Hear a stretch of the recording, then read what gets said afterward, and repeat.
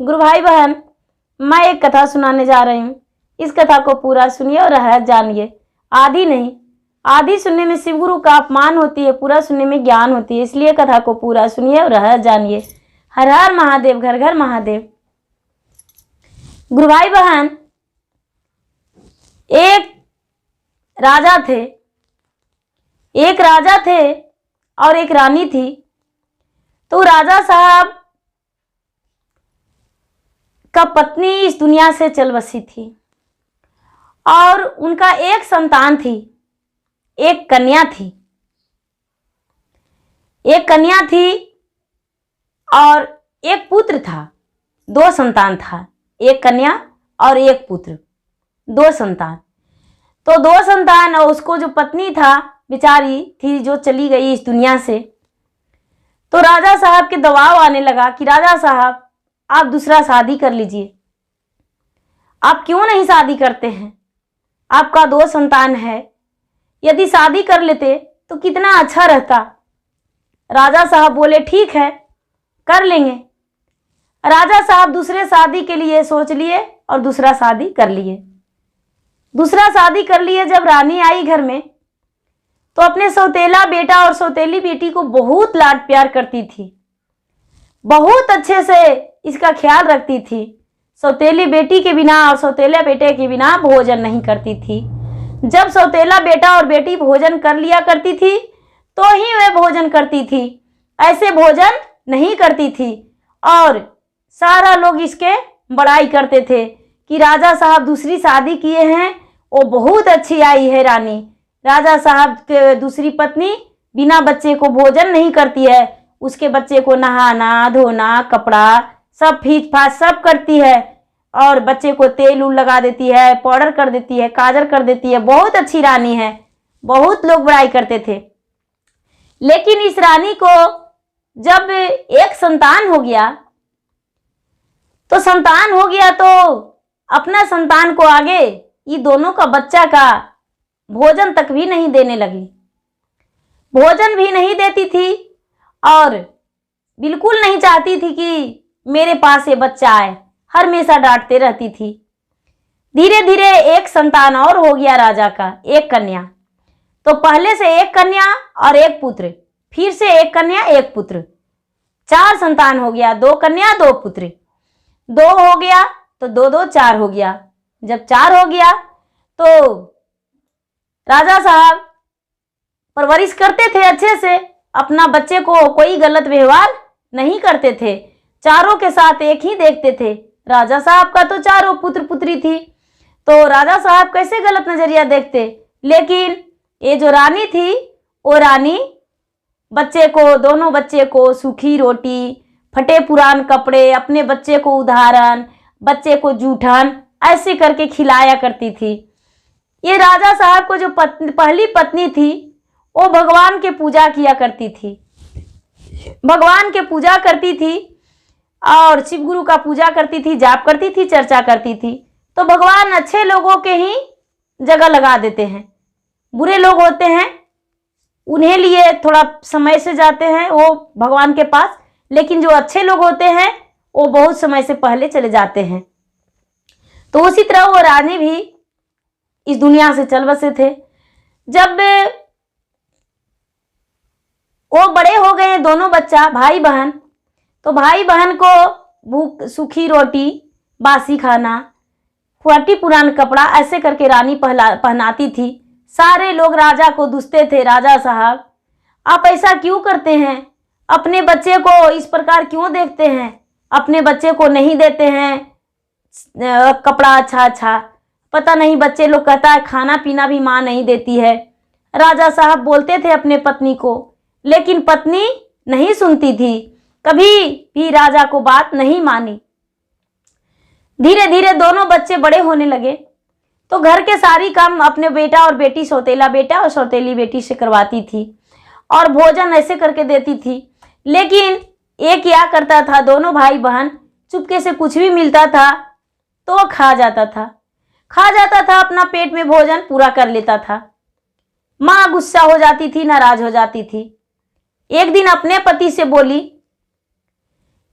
सुनिए राजा साहब, आप गाय का दूध बाहर से लाते हैं, इतना 4 बच्चा है, हम लोग 2 हैं, 6 हैं, 2 दाई दासी हैं, ऐसा है कि दूध पूरा नहीं होता है। आप 2 गाय खरीद लीजिए, 2 गाय खरीद लीजिए और चरवाहे को दे दीजिए। राजा साहब बोले अच्छा की बात है, हम गाय खरीद लेंगे। राजा साहब बाजार गए गाय खरीदने को लिए, तो एक गाय बहुत सुंदर काली गाय थी। राजा साहब को वो पसंद आ गया और दूसरी गाय उजली गाय थी।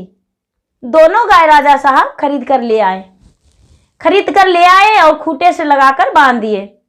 रानी साहब 2-4 दिन चरवाहे को दिए, फिर अपने पुत्र और पुत्री को बोले कि तुम घर में क्या करेगा बैठकर, गाय जो मंगवाए हैं वो चरवाहे से नहीं चरवाना है, ले जाकर चराना, और हम कुछ नहीं जानते हैं। भाई और बहन रोज चरवाहा की तरह गाय ले जाता था चराने को लिए, बाध वन में जंगल में ले जाता था चराने को लिए, और पूरा दिन बीत जाता था। सूखी रोटी माँ दे दिया करती थी। सूखी रोटी बच्चन लेकर चला जाता था। दोनों जो भाई बहन था पहले का, जो इसका सौतन का बेटा था, वो लेकर चला जाता था। वो बेचारा खाता था रो रो कर और याद करता था कि माँ यदि रहती तो कितना लाड प्यार करती। आज मेरी माँ नहीं है तो ये सौतेली माँ है, वो गाँव चराने को लिए भेजती है, कैसे करके हम अपना गुजर बस करेंगे। कहने का तो राजा का पुत्र हैं, लेकिन हम गाय चराने आते हैं। अच्छा कोई बात नहीं, जब बड़ा हो जाएंगे तो हम भी देश परदेश चले जाएंगे। ये लड़की कहती थी भैया तू देश परदेश चला जाएगा, हम ससुराल चले जाएंगे, ये माँ के पास कभी नहीं आएंगे। ऐसा दुख भरी बातें आपस में बात करके और समय बिता देता था। एक दिन रोटी इससे नहीं टूटा, बिल्कुल सूखा हुआ रोटी था। ये गाय को, काली गाय जो थी, उसको बोला भाई और बहन दोनों मिलके, हे गौ माता मेरा रोटी खाने में मदद कर दो, ये बहुत सूखा रोटी है, आज हम भूखे पेट रह जाएंगे, चलेगा, लेकिन आज तू मेरा रोटी खा जाओ, बहुत सूखा रोटी है, पता नहीं कितनी दिन की माँ सूखी रोटी दी है। हे गौ माता मेरा रोटी खा जाओ और मेरे पास से तू कभी हटना नहीं, जब सूखा रोटी रहेगा तो हम तुम्हें दे देंगे, क्योंकि सूखी रोटी जो है वो नहीं टूटता है मुझसे, मैं क्या करूं। गाय बेचारी जो थी वो जाकर सूखी रोटी खा ली और आंख से आंसू झरकने लगा। जब आंख से आंसू गाय का झरकने लगा तो ये भाई बहन कहती है माता आपने तो मेरी माँ की तरह प्यार देने लगे, आप तो बिल्कुल मेरे माता की तरह आंसू झरकाने लगे, ऐसी मेरी माता रहती तो इसी तरह आंसू गिराती। आप मेरे माता हैं, आप मेरे माँ बन के ही रहिए और आंसू अपना मत बहाइए। यदि प्यार लुटाना है तो मेरे पास थोड़ी देर बैठ जाइए, उतना ही में मेरा दिल भर जाएगा। गौ माता भगवान से प्रार्थना की कि हे महादेव आपने तो सबको आहार बांटते हैं, पर ये 2 बालक को इतना क्यों कष्ट देते हैं, इन दोनों बालक को भोजन दीजिए, हम किसी रूप से इसको भोजन खिलाएंगे।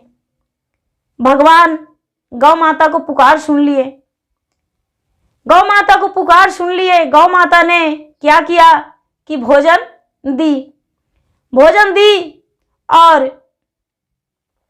भोजन उसको बच्चे को दे दी, भोजन कर लिया। अपने गौ जो पागुर की तो बच्चा दोनों पागुर से खाना निकला सो खा लिया और गाय दूध दी कि मेरा दूध छान लो, हम दूध दे देंगे और तू पी लेना। भोजन कर लिया पेट भर के, गाय का दूध पी लिया। दोनों बच्चन आराम से शाम को घर चला गया। धीरे धीरे प्रतिदिन वही काम करता था बेचारा। दोनों भाई बहन गाय को रोटी खिला दिया करता था और गाय दूध दे देती थी और भोजन दिया करती थी। दोनों बच्चा बिल्कुल देखने में अच्छा लगने लगा। जब अच्छा लगने लगा तो इसको माँ को आँख इस पे फटा रह गया कि ये दोनों कैसे भाई बहन मोटे हो जा रहा है। हम तो इतना चीज़ खिलाते हैं तो फिर भी मेरा बच्चा मोटा नहीं हो रहा है। और ये भाई बहन कैसे ऐसा इतना सुंदर दिखने में लगता है, अच्छा हम भी अपने बच्चे को सूखे रोटी देंगे, मेरा बच्चा भी इसी प्रकार हो जाएगा। ये जो सौतेली माँ थी अपने दोनों बेटा बेटी का देने लगा सूखा रोटी, लेकिन बच्चा फिर 8 दिन 10 दिन होते होते दुबला पतला हो गया। जब दुबला पतला हो गया तो इसको लगा कि अरे मेरा बेटा बेटी तो मर ही जाएगा ऐसा भोजन करके, अब इसको पीछे भेजेंगे कि ये क्या खाता है। अपने बेटे को इसको साथ भेज दिया, इसको साथ भेज दिया कि जाओ देखना तुम्हारा भाई क्या खाता है, क्या पीता है, कहाँ रहता है, क्या काम करता है, गाय चराता है या कोई के पास जाता है काम करने, वो खिला देता है। ये भाई गया, जब भाई गया तो दिन भर साथ में रहा, इसे भूखा बर्दाश्त नहीं होने लगा तो बोला कि भाई कुछ कहें हम तुमसे। बोला भैया बताओ ना क्या कहना चाहते हो। बोले भैया भाई सुनो, हम जब गाय चराने आते हैं तो हमको गाय भोजन देती है और दूध भी देती है, हम वही खा पी लेते हैं, चलो तुम्हें भी खिलाएंगे, तुम क्या खाओगे। ये बोला भैया मुझे मिठाई खिला दो। तो ये क्या किया कि गाय से बोला गाय माता माँ की तरह प्यार लुटाना, रोटी खा लो, रोटी खाने में मदद कर दो और मेरे पास बैठ जाओ। गाय बैठ गई रोटी खाकर और पागुर करने लगी। जब पागुर करने लगी तो उसका पागुर से सुंदर सुंदर मिठाई आया। ये तीनों भाई बहन खा लिया और बहुत खुश हुआ। इसका जो सौतेला भाई था वो खुश हुआ। शाम में घर गया और जाकर अपना विश्राम करने लगा। माँ बोली तूने क्या खाया, क्या देखा भाई के साथ रहा तो। ये बोला माँ दोबारा मत बोलना, जो खाना देती हो वो खाना एक कुत्ता से भी बेहतर है, वो तो कुत्ता भी खाना नहीं खाएगा। हम नहीं जानते थे तू भैया और दीदी को इस प्रकार खाना देती हो। भैया जो खाया वो हम खाएं और क्या खाएंगे, तूने तो सूखी रोटी भैया को दिया और दीदी को भी सूखी रोटी दिया, वही सूखी रोटी हम भी खाए हैं। बोले ठीक है। दूसरा दिन अपने बेटी को बोला बेटी तू जाओ उन लोग के साथ, उन लोग के साथ जाओ और जाकर और देखना कि क्या खाता है। बोला ठीक है जाते हैं, उसी को साथ हम रहेंगे दिन भर। ये जो बेटी थी वो बेटी चल दी अपने भाई के साथ और बहन के साथ। पूरा दिन बीतने लगा। जब शाम ढलने लगा तो भूखा बर्दाश्त नहीं हुआ भाई बहन से, तो अपने बहन से बताया सच्ची बात कि बहन हमें गाय भोजन देती है, माँ से मत बताना। बहन बोली हाँ हाँ नहीं बताएंगे, क्या भोजन देता है गाय मुझे भी दिखा दे। गाय के पास गाय की रोटी खिला दिया, अपना पास बैठा लिया और बोला माता मुझे भूखा रहा नहीं जा रहा है, कुछ भोजन दे दो। गाय ने पागुर किया तो इसके पास कुछ भोजन आया, ये तीनों मिलकर खा लिया। गाय खड़ी हो गई, दूध दे दी और दूध तीनों मिलकर पी लिया। ये जो बहन थी वो चोरनी थी, क्या की कि अपने चुंदरी में थोड़ा सा मिठाई बांध ली भोजन और साथ साथ में घर गई। माँ पूछी बेटी भाई या क्या खाया था उन लोग। बोला माँ मेरी चुंदरी बताएगी, मेरी चुंदरी में खोल के देखो। माँ खोली तो देख रही है कि मिठाई तरह तरह के हैं। बोले यही खाता है वो लोग, काली वाली जो गाय है वो गाय देती है। बोले अच्छा ये गाय देती है, तो हाँ।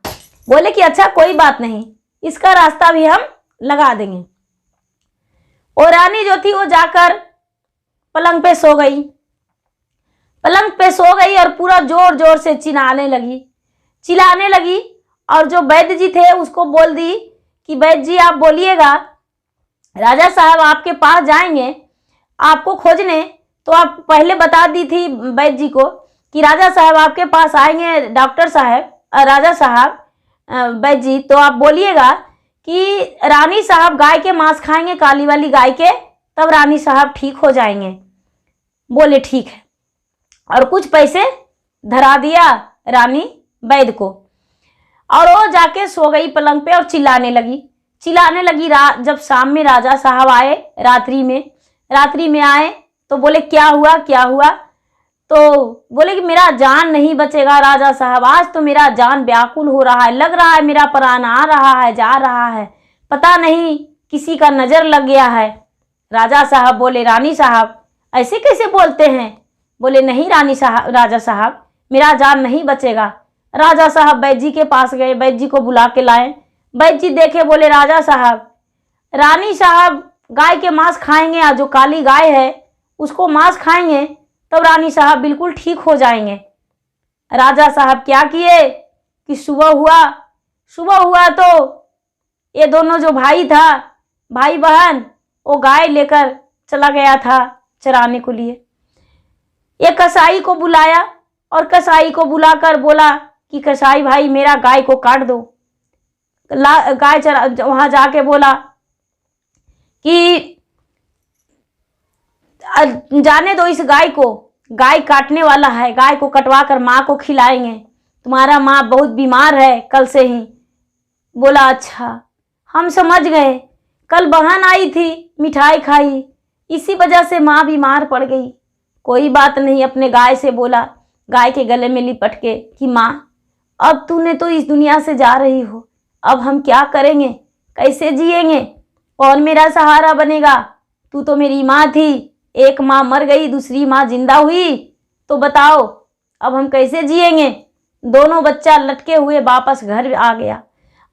ये राजा साहब दोनों को हाथ छुड़ा दिए और कसाई को गाय को धरा दिए। सारी लोग देखते रह गए और ये बच्चा पूरा पीट पीट के रोने लगा दोनों कि मेरी माँ मर गई, आज मेरी माँ चली गई, आज मेरी गाय माँ चली गई, मेरी माँ एक मरी तो दूसरा माँ पैदा ली थी, काली गाय मेरी माँ थी। सारी लोग मजाक उड़ाने लगे, लेकिन ये बेचारा दोनों भाई बहन बहुत रोए। कसाई लेकर चला गया और जाकर और गाय को काट दिया, काट के और उसको मांस बना के रानी के घर बिठा दिया। रानी के घर में उसको नौकर चाकर जो भी थे वो बना दिए उसको, और बना के और उसको खिलाने को लिए दे दिए। रानी जो थी वो जी भर के गाय का मांस खा ली, अपने उसका जो बेटा था वो बेटा नहीं खाया, और जो बेटी थी वो दबा दबा के खा ली, और ये दोनों सौतेले बेटा बेटी था उसको भी दिए, वो नहीं खाया। और वो जो गाय का मांस था, गाय का मांस जिस कमरा में वो जहाँ गाय चराने जाता था वहाँ जाकर और लकड़ी बोझ कर और गाय का जो पीस था मांस उसको लकड़ी बोझ कर और जला दिया। जलाकर और उसको जो राख था, राख ले आया अपना घर, और जिस कमरे में सोता था उस कमरा में राख को लाकर धर दिया। राख को जब लाकर धर दिया और दोनों भाई बहन उसी में सोता था, जब रख दिया तो सुबह में देख रहा है कि गाय का राख से बहुत सुंदर सुंदर कपड़ा वहां पे रखा हुआ है, सुंदर सुंदर गहना रखा हुआ है। ये लड़का देखा, लड़की देखी तो अरे ये गाय का राख जो हम लाए थे उस राख से सुंदर सुंदर कपड़ा है, गहना है, गले का हार है। दोनों भाई बहन गले का में हार पहन लिया, और जो वस्त्र था दोनों के लिए वो दोनों अपना वस्त्र रख दिया। कुछ दिन बाद शिवरात्रि का दिन आया, महाशिवरात्रि व्रत दिन आया। तो ये जो बहन थी वो बहन महाशिवरात्रि व्रत की थी और उसको माँ भी की थी, और वो बहन जो थी दूसरी माँ का बेटी वो भी की थी। तो कहती है कि इसको जाने देंगे मंदिर पूजा करने को लिए? नहीं, इसको मंदिर नहीं जाने दे सकते हैं। ये मंदिर जाएगी? नहीं, मंदिर जाएगी तो इसको लोग देखेंगे तो बोलेंगे कि ऐसी फटी पुरानी पहनी आती है, इसको नहीं जाने देंगे मंदिर नहीं जाने दिए। और क्या किए, चने का दाल और चावल मिलाकर धर दिए। चने का दाल और चावल मिलाकर धर दिए और धर कर बोले बेटी ये जब अलग अलग कर देना उसके बाद मंदिर में पूजा करने आ जाना। ये बेचारी क्या की कि रोने लगी और बोलने लगी कि हे माता, हे काली गाय माता, आपने तो इस दुनिया से चले गए, लेकिन मेरा सहारा कोई नहीं है, अब मैं क्या करूं? मेरे मदद के लिए किसी को भेजिए। काली गाय जो थी वो तो दुनिया से चल गई थी, लेकिन बहुत सारे पंछी इसको पास आया, आंगन में बैठी हुई थी, बहुत सारे पंछी आया और चावल दाल अलग अलग कर दिया। ये बेचारी तो चुन भी नहीं पाई, सारी दाल चावल अलग हो गया। और ये क्या की कि झट से तैयार हो गई और वही साड़ी पहन ली, वही साड़ी और सारी श्रृंगार जो वहाँ रखा हुआ था सारी श्रृंगार कर ली और कपड़ा पहन लिया और गले का हार पहन ली। गले का हार पहन के और एक रानी की तरह शिवरात्रि पूजने चली गई, शिव जी के पूजा करने चली गई एक रानी की तरह। तो ये बेचारी चली गई तो माँ और बेटी को नजर पड़ा तो देख रही है कि अरे ये तो बिल्कुल लग रहा है कि तुम्हारी बहन है, ये कैसे आ गई? इसको तो दाल चावल फेंट कर दिए थे, पूजा करने कैसे चली आ गई मंदिर में? बेटी बोलती है नहीं माँ, ये दूसरा कोई है, इतना 16 श्रृंगार में कैसे दीदी रह सकती है? इतना सुंदर साड़ी उसके पास कैसे आ सकता है? ये बेचारी भागने लगी मंदिर के ओर से पूजा करके कि जल्दी से अपना घर पहुंच जाएंगे। तो किसी का हाथ से इसका जो गले का हार था वो बच गया और हार टूट के वहीं पे गिर गया। जब हार टूट के गिर गया तो एक राजा का लड़का था राजकुमार, वहां पर मंदिर में मेला लगता था, उस मेला में वो भी गया था, घोड़े पर था। घोड़े से उतरकर वो हार को उठा लिया और देख रहा है कि ये हार इतना सुंदर है, इसको पहनने वाली कितना सुंदर होगी, हम उसी से शादी करेंगे। उसी समय पूरा हल्ला मचा दिया कि भाई जो जिसका हार ये है वो बोले कि हार मेरा है। कौन है? ये लड़की वहीं बगल में थी, कुछ ही दूर में, बोली कि भैया मेरा हार है, दे दीजिए। बोली भैया नहीं, हम तेरे होने वाले पति वह हैं, हम तुमसे शादी करेंगे, तू भैया मत बोलो, क्योंकि ये हार में इतना खूबसूरती है तो तुम्हारा तो खूबसूरती कहना ही नहीं है, तू तो एक राजकुमारी हो, हम तुमसे शादी करेंगे। ये लड़की बोली मेरे माता पिता घर में हैं, मेरे माता पिता से जाकर आप कहिए। ये जो राजकुमार थे वो राजा से जाकर बोले राजा साहब अपने बेटी को हाथ मेरे हाथों सौंप दीजिए। राजा साहब तैयार हो गए और राजकुमार के साथ विवाह कर दिए। ये लड़की राजमहल का रानी बन गई और इसका जो भाई था वो भाई भी अपना बहन के साथ कुछ दिन के लिए आया। जब कुछ दिन के लिए आया तो राजा के गर्व हुआ कि मेरा बड़ा पुत्र है वही मेरा उत्तराधिकारी बनेगा। आज कुछ दिन के लिए हटा है तो मेरा घर सूना पड़ रहा है, यदि मेरा बड़ा पुत्र उत्तराधिकारी नहीं बनेगा तो मेरा संसार में कोई मान्यता नहीं रहेगा। उसको मान सम्मान से बहन के घर अपने बेटी को घर से लाए और अपने बेटे को उत्तराधिकारी बना दिए, राजपाट सौंप दिए। ये जो लड़का था वो भी राजमहल का राजकुमार था और पूरा राजपाट उसके पिता सौंप दिए। कन्या जो थी वो राजकुमारी बन गई, राजमहल के रानी बन गई और दोनों अपना खुशी जीवन बिताने लगे और अच्छे से रहने लगे। राजा को पता भी नहीं चला कि मेरे बेटा इतना दुख किए थे और ये दोनों का राजमहल वापस मिल गया। माता का और पिता का प्यार सब कुछ मिला। जब बेटी आई अपना ससुराल में तो इसको सास ससुर एक माँ के प्यार दिए, पूरा परिवार माँ के प्यार दिए। और ये जो लड़का था जब इसको राजपाट सौंपा गया तो माँ कैसे नहीं मानती, माँ तो बेटा स्वीकार ही लिया। चलिए गुरु भाई बहन, मेरा वीडियो अच्छा लगे तो इसे लाइक कीजिए, शेयर कीजिए, सब्सक्राइब कीजिए। और मैं फेसबुक पर भी हूँ और इंस्टाग्राम पे भी हूँ। फेसबुक पर फॉलो करें और इंस्टाग्राम पे फॉलो करें।